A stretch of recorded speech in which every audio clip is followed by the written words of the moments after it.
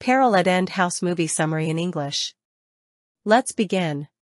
Poirot and Hastings are staying at a Cornish resort. Conversing with Magdala Nick Buckley, Poirot believes that someone is out to kill her, confirmed when he finds a bullet that Nick had thought to be a wasp shooting past her head. Poirot explains his concern to Nick. Poirot suspects someone in Nick's inner circle. Nick's nearest living relative is a lawyer cousin, Charles Vyse, who arranged the remortgaging on End House for her to supply desperately needed funds. Her housekeeper is Ellen, and the lodge near End House is leased by Australians Mr. and Mrs. Croft. George Challenger has a soft spot for Nick. Nick's two closest friends are Freddie Rice, an abused wife, and Jim Lazarus, an art dealer in love with Freddie. When Nick had surgery 6 months earlier, the Crofts suggested she make a will. It is not clear who wants Nick dead. Charles would inherit End House, and Freddie would get the rest of the estate, none of which is worth killing for. At Poirot's advice, Nick calls her cousin Maggie to stay with her for a few weeks. When Maggie arrives, Nick hosts a party with everyone present but George.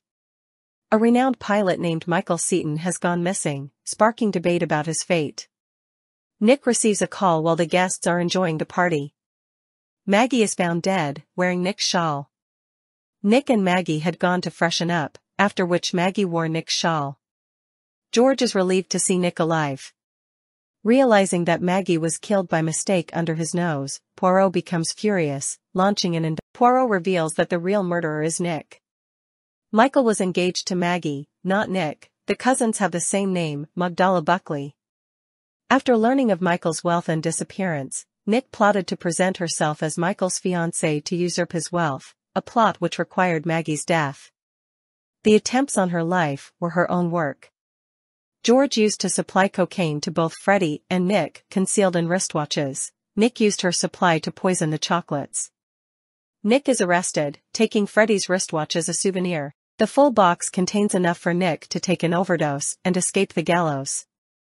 Poirot tells George either to surrender himself or go away, allowing Freddie to recover from her addiction. In the end, Jim and Freddie decide to marry, and Jim, who is an art dealer, reveals to Poirot that one of Nick's paintings on the wall is actually of considerable value, though Nick herself did not realize it.